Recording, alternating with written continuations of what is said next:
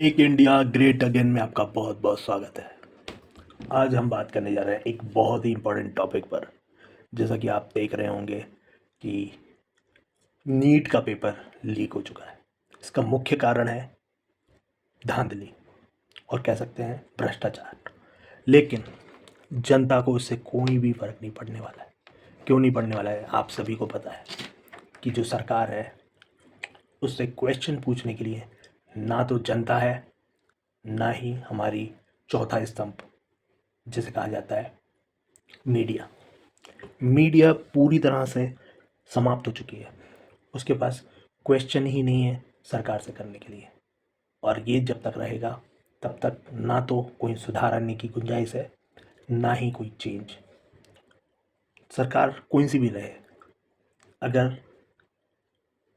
लोकतंत्र का चौथा स्तंभ शांत रहेगा और क्वेश्चन नहीं उठाएगा, सिंपल सी बात है, कुछ भी चेंज नहीं होने वाला है। सभी लोग इसी तरह से धांधली करते रहेंगे। आज कई लोगों ने वीडियो बनाए और बताया कि किस तरह से नीट का पेपर लीक हुआ, लेकिन ये न्यूज़ में कहीं पर नहीं दिख रहा है। सबसे बड़ी बात है, न्यूज़ साइलेंट हो चुकी है। थोड़े बहुत कुछ न्यूज़ चैनल, मैं कहूँगा यूट्यूबर्स हैं, जो कि इस पे बात कर रहे हैं, और कुछ टीचर्स हैं जैसे खान सर हो गए और बाकी कुछ टीचर्स हैं। लेकिन उससे ज़्यादा कुछ भी नहीं। अभिनव सर ने भी बोला और काफ़ी सर दूसरे टीचर्स ने इस पर बात करी। लेकिन जिस तरह से मैं देख रहा हूँ न्यूज़ में, उस लेवल पे बात नहीं की जा रही है। सिंपल एक कह सकते हैं, क्या ही बोलें, अभी सिर्फ माउथ सर्विसिंग की जा रही है। उसके अलावा कुछ भी नहीं होने वाला है। धर्मेंद्र प्रधान जी ने भी जो भाषण दिए हैं उसके बाद उसको भी देखकर सबको लग रहा है कि कुछ भी नहीं होने वाला है। सिंपल है, पेपर लीक हुआ, दोबारा करा देंगे, फीस वापस दे देंगे और दो तीन चीज़ें और कर देंगे, बस सर्विस कर देंगे, ये कर देंगे, वो कर देंगे। इसका कोई हल नहीं होता है। ये पेपर पहला ऐसा नहीं है जो लीक हुआ है। कंटिन्यूसली पेपर लीक्स हो रहे हैं। बंगाल का इलेक्शन हुआ, उस पर सारा ध्यान चला के लोगों का, जीत गए, ठीक है, अच्छी बात है। आई लाइक बीजेपी, लेकिन I like other parties also, क्योंकि किसी को भी लाइक करो, कुछ भी नहीं होने वाला है। सिंपल सी बात है, अगर आपको क्वेश्चन पूछने की आज़ादी नहीं है तो वो डेमोक्रेसी नहीं कहलाती है। ये तो मोदी जी ने भी कहा है कि अगर हमें लोकतंत्र को मजबूत करना है तो इसमें सवाल पूछे जाना चाहिए, जो कि अभी बिल्कुल भी नहीं हो रहा है। और यहाँ पर अगर हम देखें, अगर इसी तरह से चलता रहा तो काफ़ी बच्चों का भविष्य खतरे में पड़ जाएगा। और वैसे भी इस बार तो पकड़ा गया है जो चीटिंग करवा रहा था, मतलब जो मतलब कह सकते हैं कि जिस तरह से पेपर को लीक किया गया और फिर लोगों के पास वो पेपर चले गए। उसके बाद कुछ लोगों को पता चला, तब जाके उन्होंने कंप्लेन करी, लेकिन शुरुआत में कंप्लेन को भी एक्सेप्ट नहीं किया गया था। ठीक है, यानी कि अगर मान लो ये कंप्लेंट एक्सेप्ट ही नहीं हो पाती, अगर जो विसल ब्लोअर था जिसने बात बताई कि किस तरह से पेपर लीक हुए हैं और ये शुरुआत में बहुत महंगे प्राइस पे बिक रहे थे पेपर्स, और फिर शुरुआत में बताया गया कि 50 लाख में पेपर दिया गया है, और जब मान लीजिए किसी ने 50 लाख का ख़रीदा है तो वो व्यक्ति अपना खर्चा निकालने के लिए क्या करेगा, 10 लोगों को बेच देगा, या 20 50 लोगों को बेच देगा 1 1 लाख में। वो 50 लोग फिर वो अपना 1 1 लाख का खर्चा निकालने के लिए वो लोग 50 50 हज़ार में, इस तरीके से काफ़ी हज़ारों की संख्या में पेपर बिक गए। जिसके बाद बताया गया है कि लास्ट में जो पेपर की कीमत थी वो 6,000 रुपये तक की हो गई थी।